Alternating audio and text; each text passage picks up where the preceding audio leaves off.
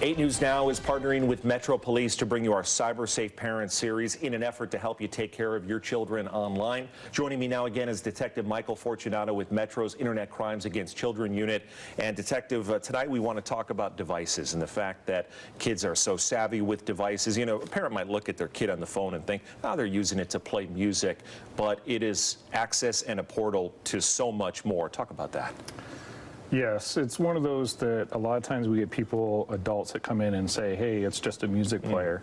Well, in reality, if you don't pay attention, a lot of times you can add applications to it, texting apps, some applications where you can turn it into an actual cell phone and make phone calls.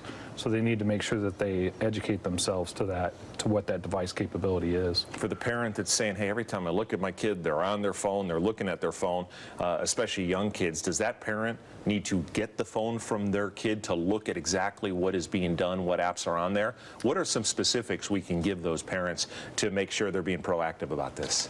Best advice always is to physically look at the device. That's what's going to see what's going on at that time and everything like that. There is software out there that you can potentially put in the background that the child may not know about, but that's where you need to have a conversation with the child.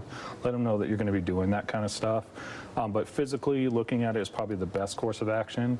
The other thing I can always recommend is if you lower the storage amount on the device, it'll limit to what the capabilities of that device can do. That's a great tip, and I want to circle back to something you've previously said to me. Keeping the devices, let's say if the kids are sleeping upstairs, downstairs, charged downstairs, so you know where those devices are, because if the kid has it at night, again, they could be getting into trouble.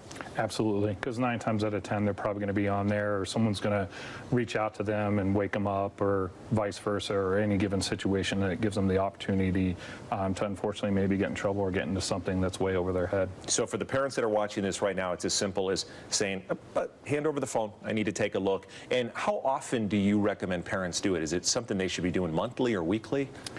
In today's world, with the way kids are, I would say at least once a week. If you don't have the time, obviously, in everybody's busy schedule, I would say at least 2 or 3 times a month, just so you can kind of see what's going on and just kind of track and make sure everything's okay with your child. It's not, unfortunately, just listening to their favorite music. There's some bad stuff that they could be getting into, and we're giving you some tips on how to make sure that doesn't happen to your youngsters. Thank you so much for your time, Detective. If you missed any of this interview or you want to share it, it is on our website, LasVegasNow.com.